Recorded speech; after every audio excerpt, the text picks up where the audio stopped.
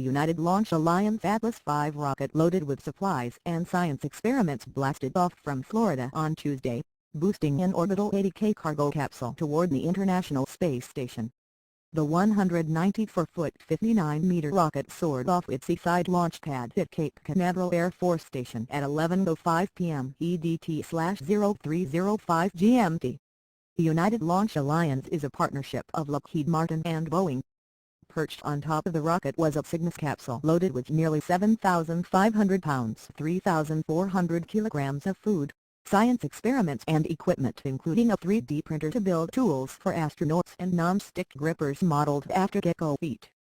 The printer works by heating plastic, metal or other materials into streams that are layered on top of each other to create three-dimensional objects. If we had a choice of what we could use the printer for, I'm sure we could be quite creative, Station Commander Tim Copra said during an in-flight interview on Tuesday.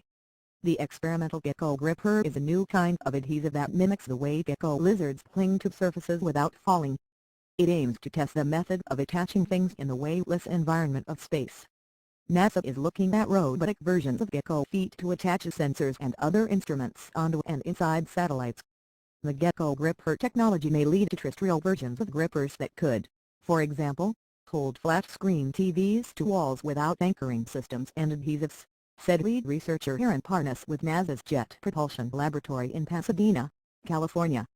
Cygnus also is carrying a telescope that will be used to chemically analyze meteors as they blast through Earth's atmosphere, and a prototype exercise station that is a fraction of the size of the equipment currently used by station crew members.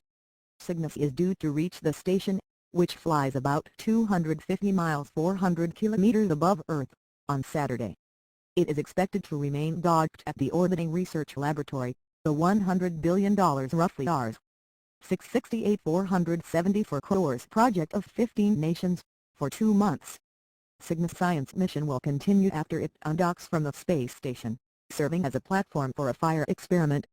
The capsule, which is not designed to return to Earth, will then plunge into the atmosphere and burn up itself. Copyright Thomson Reuters 2016.